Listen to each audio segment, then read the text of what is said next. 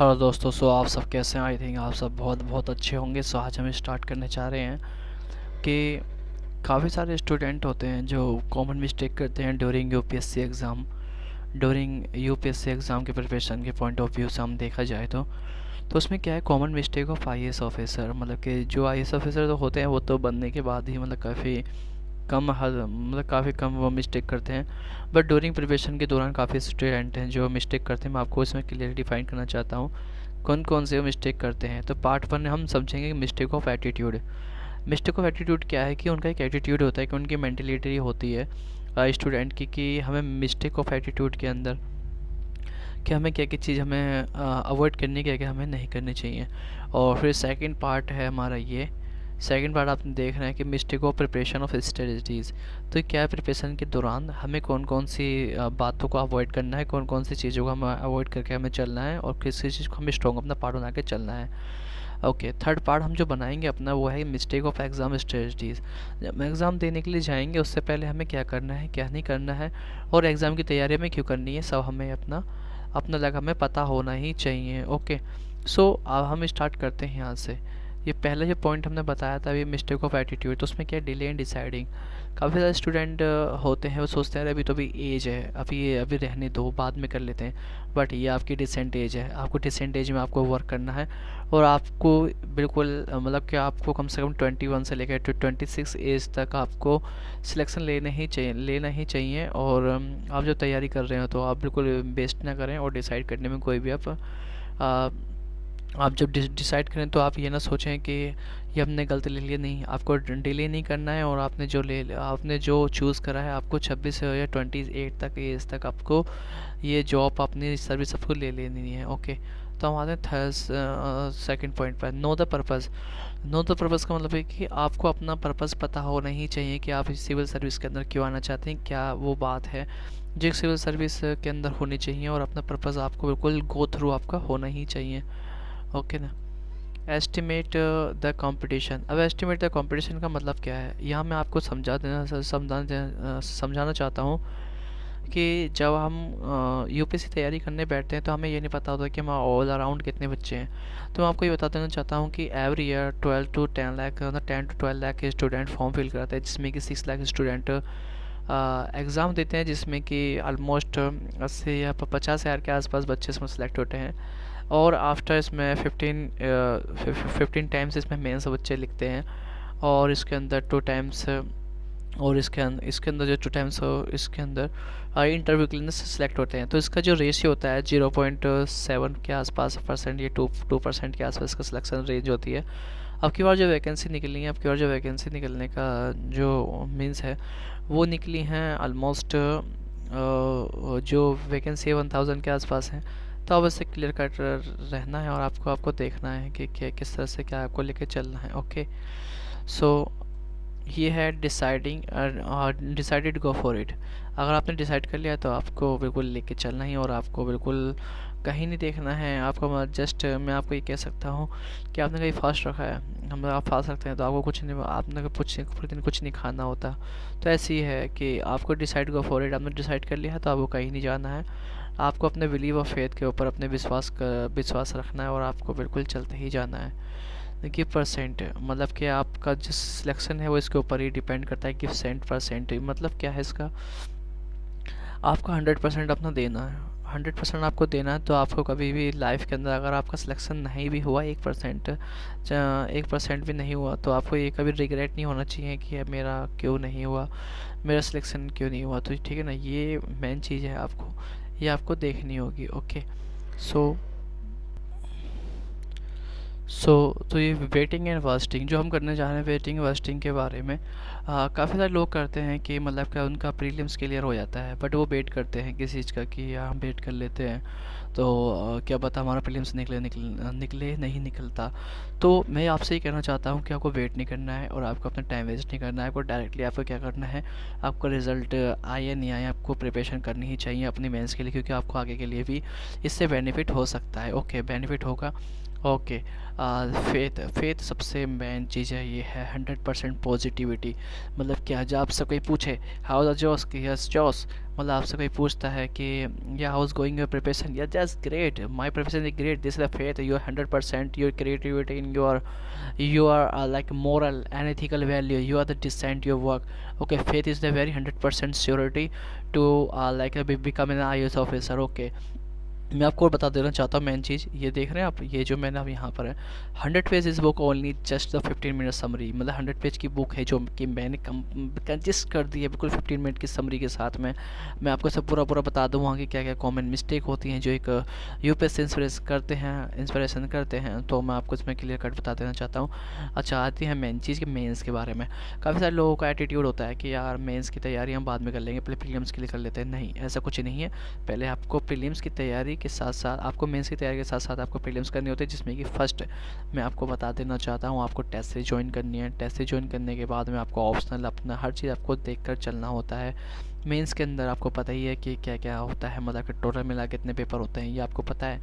Mains के अंदर होते हैं टोटल मिला के 6 पेपर मैं कैसे कह रहा हूँ, paper 1 to 4 and 2 paper is the optional 6 paper and 2 paper is the एक आपका कंपलसरी पेपर होता है, एक आपका एसए का पेपर होता है, और एक आपका हिंदी लैंग्वेज या कोई भी लैंग्वेज का पेपर आप ले सकते हैं। तो कुल मिला के हमारे पास कितने पेपर होते हैं, 6 total. There are 9 paper on the written form, but unknownly there are the 13 paper including prelims and CSAT. Okay, just don't I'm just the consisting you.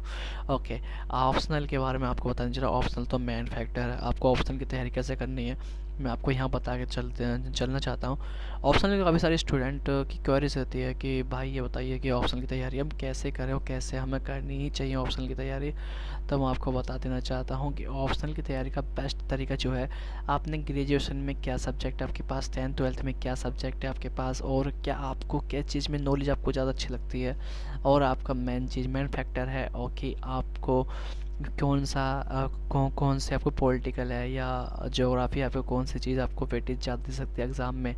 Okay, तो ऑप्शनल के लिए काफ़ी स्टूडेंट की क्वेरीज रहती है, तो मैं आपको इसमें क्लियर कट बता देना चाहता हूँ जिसमें आपका दिलचस्पी हो, और आपको एक काम करना है कि आपको सबके पेपर उठा लेने हैं, जितने भी आपको प्रीवियस के पेपर और जितने ऑप्शनल के पेपर हैं आपको सबको सोल्व अप करना है, जिसमें आपको सबसे अच्छा लगता है, स्कोर आपने अच्छा किया है तो आप कर लीजिएगा, डजेंट मैटर। ओके, और मैं आपको चीज़ बता देना था, मेंटर क्या होता है, ये मैं आपको बताऊँ मेंटर क्या होता है। मेंटर का मतलब होता है गाइडेंस। आपको गाइडेंस करने वाला कौन है, यहाँ पर कौन नहीं है, गाइडेंस कौन कर रहा है आपको, तो गाइडेंस मेन चीज़ होती है। ओके, तो गाइडेंस की मतलब क्या है, जैसे कि आप बिल्कुल एक फ्रेशर हैं, आप फ्रेशर, तो फ्रेशर को काफ़ी सारी चुनौती करनी पड़ती है कि यार मैं किस तरह से इस तैयारी को अपनी कर सकता हूँ, किस तरह से नहीं कर सकता, कौन कौन चीज़ अवॉइड करनी है, कौन कौन चीज़ अवॉइड हमें नहीं करनी है। तो इसी में क्या है कि मेंटर का मतलब एक गाइडेंस है, एक हमारा टीचर गाइडेंस हो सकता है, या हम यूट्यूब पे वीडियोस देख सकते हैं कौन सी बुक हमें फॉलो करनी चाहिए, कौन सी बुक हमें फॉलो नहीं करनी चाहिए। तो इन चीज़ को भी हमें ध्यान रखना होता है। और एक होता है आई वांट गिव अप, जब आपको लगता है कि आपने 2 या 3 आपने मतलब पेपर दे दिए हैं, मतलब यूपीएससी का अटैम्प्ट दे दिए हैं, तब रियलाइज़ होता है यार मैं ये आना नहीं चाहिए था, इस लाइफ में नहीं आना चाहिए था, बट मैं ही कहता हूँ आपको आना चाहिए था, क्योंकि आई वांट गिव अप, आपको गिव अप नहीं करना है, आपको करना है। और मैं आपको ये बता देना चाहता हूँ, आपको पीसफुल साइलेंट के माहौल में रहकर आपको अपनी पढ़ाई को 100% अपना टाइम देना है, और अपना आपको मजबूत के साथ पोटेंशियल के साथ आप अपने सिलेबस को गो थ्रू अप करना है। ओके, ब्रेक द सील्ड, ये मेन चीज़ है। ये मेन चीज़ कैसे कह सकता हूँ इसमें, जब आपने देखा होगा चिड़िया के बच्चे जब घोंसले में होते हैं तो अपना थोड़ा सुरक्षा महसूस करते हैं, बट जब वो किसी दिन उड़ने की कोशिश करते हैं तो उन्हें डर लगता है पहली बार, अरे मैं गिर जाऊँगा, ये है वो है। तो मैं आपसे कहना चाहता हूँ कि अपनी शील्ड को ब्रेक करिए, कौन क्या आपसे कह रहा है डजेंट मैटर, मैटर्स डैट जो आप कितनी आप ऊँची उड़ान उड़ सकते हैं, क्योंकि आपको बनना ही कुछ और है। आपका डिस्ट्रिक्ट मजिस्ट्रेट बनना है, आपको एक ज़िले को बिल्कुल ये समझ लो, आपको एक ज़िले को इंस्पायर करना है ज़िले को, आपकी बातों को देखकर लोगों का इंस्पायरेशन हो। तो ये आपको ब्रेक सेल्ड आपको ब्रेक करनी है, और आपको मतलब कहते नहीं एक सॉरी रूसो का एक कोट है, break the chain that means man is born free from what after that is the like allowing within chain, so this is the matter, आपको अपने सील्ड को ब्रेक करना है। ओके, बैकअप प्लान, ये तो भाई मेन चीज़ है। आपका बैकअप प्लान आपको लेके ही चलना पड़ेगा, आपको लेके नहीं चलना पड़ेगा। Doesn't matter, matter is that आपने ग्रेजुएशन की है किस फील्ड में की है, या आपने बीएड की है किस फील्ड में की है। तो आपको लगना चाहिए कि अगर मेरा इसका नहीं हुआ तो आफ्टर डैट मैं क्या कर सकता हूँ, क्या मैं इस स्टूडेंट को पढ़ा सकता हूँ, क्या मेरे अंदर कैपेबिलिटी है कि मैं इसमें सक्सेसफुल हो सकता हूँ। ये मेन चीज़ है, तो आपका प्लान आपका होना ही चाहिए। ओके, तो हम आते हैं अपने सेकंड चैप्टर पर। ये है mistake of preparation strategies. Okay, आते हैं हम ये स्टडी प्लान। जब हम प्रिपरेशन स्टार्ट करते हैं तो हम स्टडी प्लान को अपना भूल जाते हैं कि हमें स्टडी प्लान को किस तरह से हम अपना सम अप करना चाहिए। तो स्टडी प्लान को एक मेंटेन, एक वेल अपना डिसेंट और एक अपना लाइक डे वाइज और week wise and monthly wise अपना आपको स्टडी प्लान को बनाना चाहिए। अच्छा, मैं आपको ये बताना चाहता हूँ इम्पोर्टेंट फर्स्ट। आपको लगता है कि कौन सी चीज़ इंपॉर्टेंट है, कौन सी चीज़ इंपॉर्टेंट नहीं है, क्या चीज़ अवॉइड करनी चाहिए, क्या आपको अवॉइड नहीं करनी चाहिए। तो इम्पोर्टेंट फर्स्ट के अंदर ये आता है कि आपको तीन चीज़ बनानी चाहिए। एक होते है मोस्ट इंपॉर्टेंट, एक होती है इंपॉर्टेंट, एक होती है नो इम्पोर्टेंट, मतलब इम्पोर्टेंट। तो आपको ये देखना है कि आपको इम्पोर्टेंट में आपका क्या चीज़ है। आपको ओके, इम्पोर्टेंट आपके लिए क्या है, आपको इम्पोर्टेंट में आपको पता लग जाएगा। तो important, okay. So short study group, ये तो मेन चीज़ है। आपका देखा हो आपने व्हाट्सअप ग्रुप, फेसबुक ग्रुप, ये बहुत सारी चीज़ें होती हैं। डजंट मैटर, मैटर्स डैट कि आपका शॉर्ट स्टडी ग्रुप क्या है। शॉर्ट स्टडी ग्रुप का मतलब है 3 या 4 स्टूडेंट के ग्रुप में के अंदर होने चाहिए, जो कि आप उनसे कन्वर्सेशन कर सकते हो, जिससे कि आपकी इंटरव्यू की तैयारी भी होती है, जिससे आपकी प्रीलिम्स एंड मेंस की तैयारी भी अच्छी तरह से हो जाती है। तो मैं आपको बताना चाहता हूँ कि स्टडी ग्रुप भी होना ही चाहिए। अच्छा, ये है प्रोबेबल क्वेश्चन, मतलब कि कौन कौन से क्वेश्चन हैं जो आपको लगते हैं कि ये क्वेश्चन आ सकते हैं और कौन से क्वेश्चन है कि आपको लगता है कि ये क्वेश्चन नहीं आ सकते हैं। तो वो कैसे आपको पता लगेगा, वो आपको पता लगेगा सॉरी वो आपको पता लगेगा कि प्रीवियस ईयर के क्वेश्चन पेपर को पढ़कर कि आपके कौन से क्वेश्चन प्रोबेबल हैं, कौन से क्वेश्चन आ सकते हैं, कौन से नहीं आ सकते। मैं आपको ये सजेशन करना चाहूँगा कि 2014 से 2021 तक के सारे क्वेश्चन पेपर आप देख लीजिएगा सही से, तो आपको प्रोबेबल क्वेश्चन आपको पता लग जाएंगे कौन से क्वेश्चन आते हैं, कौन से नहीं आते हैं। नेसेसिटी नोट्स, मैं आपको बता देना चाहता हूँ, ये मैं जो वीडियो बना रहा हूँ ना, ये मैं आपको बना रहा हूँ, जो मेरा ये यूट्यूब का चैनल है यूपीएससी एडू JYKT। तो इसके माध्यम से आपको ये मैं बता रहा हूँ। ये बताने का मेन जो फंक्शन है नेसेसिटी ऑफ नोट्स, ये आप जो है ना, ये मत सोचना कि PDF मिलेगी आपको, नहीं।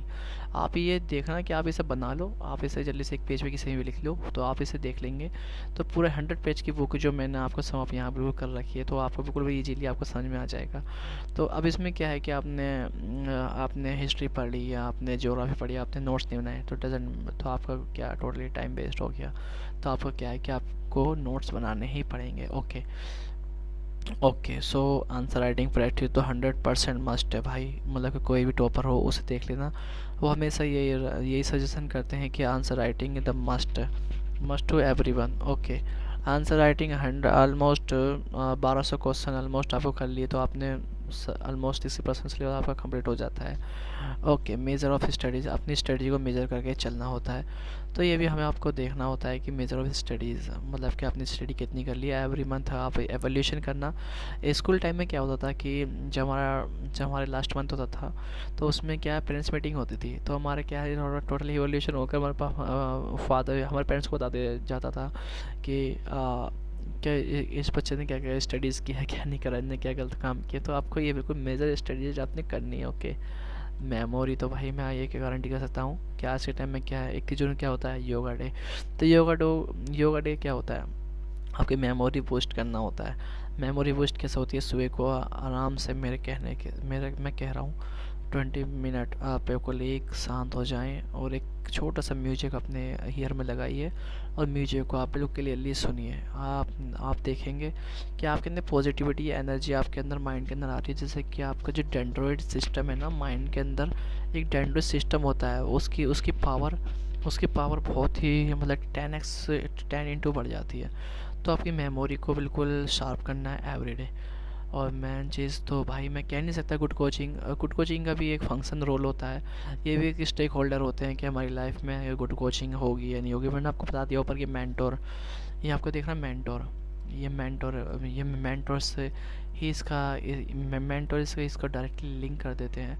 ओके, तो गुड कोचिंग के अंदर आपको नोट्स मिल जाते हैं, 10 मिनट के अंदर आपका कोचिंग आपका फिनिश हो जाती है, जिसमें कि आपको 2 लाख रुपए तक की फीस आपको पे करनी होती है। मैं उसके अंदर क्या होता है, सुबह को जाओ शाम को, सुबह को जाओ शाम को, आपका बिल्कुल सिलेबस तक कंप्लीट नहीं हो पाता, आप डिस्ट्रैक्शन में चले जाते हैं। Avoid distraction, okay.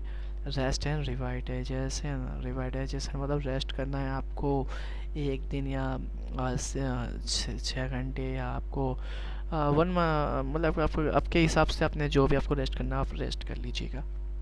ओके, सो आज के लिए मैं इतने ही रहने देता हूँ मिस्टेक ऑफ प्रिपरेशन और स्ट्रेटजीज़ के लिए।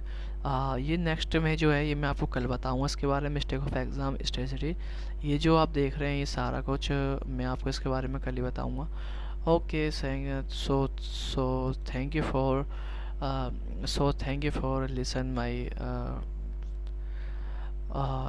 listen my voice, and thank you for watching my video. So thank you. So I will provide you the third part of the next day.